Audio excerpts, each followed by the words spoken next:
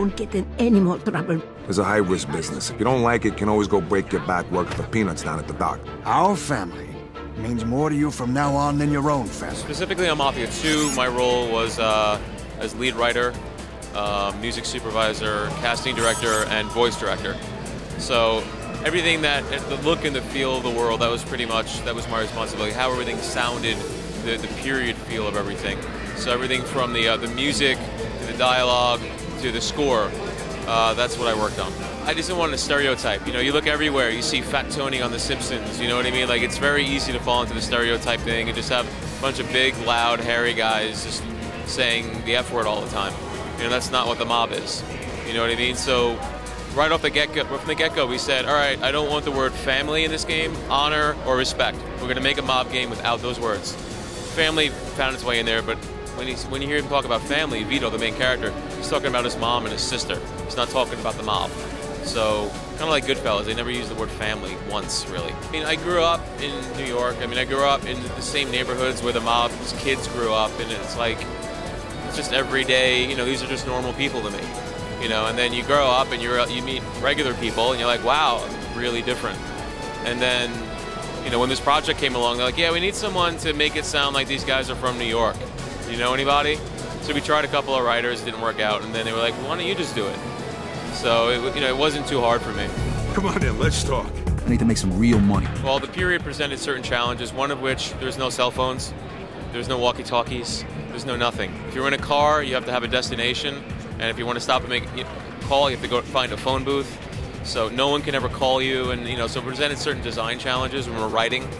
It's much easier when you can have a character come in over the radio and be like, yeah, and you see in every game, the voice of God comes over. And so that was probably the biggest design challenge. We chose to do Empire Bay, not New York City, so we didn't have to be constrained by real-world streets and things like that.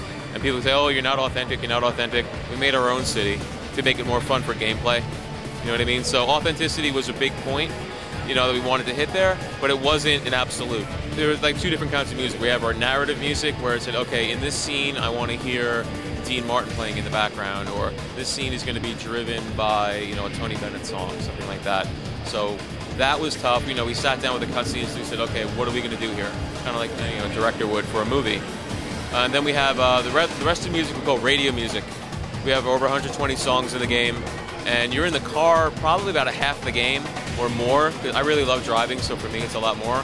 I love driving around the city, listening to music. So we wanted to make sure that, when a song comes on the radio, you're like, yes, I love this song. You start speeding. I'm wondering if yous are ready to take the next step. They're coming. Repeat after me, Vito. They got guns! I were to betray the secret of our way of life. We specifically chose not to use celebrity talent. We wanted the characters to shine through. We didn't want the weight of the celebrity to overpower our characters.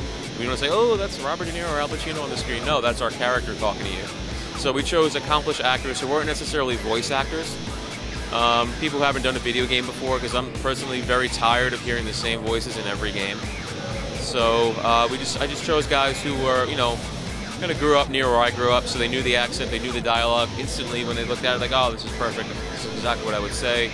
And the casting really, it's 3/4 of your job as a director, is getting the right actors in there. And from there, the script was recorded, it was great. I'd say my favorite part was working with 2K Czech. Work with those guys. They're so talented. They're the nicest, one of the nicest developers I've ever worked with. They made Mafia 1, but they had no attitude about it. They just came to me and said, we need someone to help us. Can you help us? This is great. We love working with you, and I love working with them. They're terrific. They're a real terrific bunch of guys. Make sure you check out Mafia 2 coming out for PC, Xbox 360, and PlayStation 3, August 24th. And we have the consumer demo also shipping in August.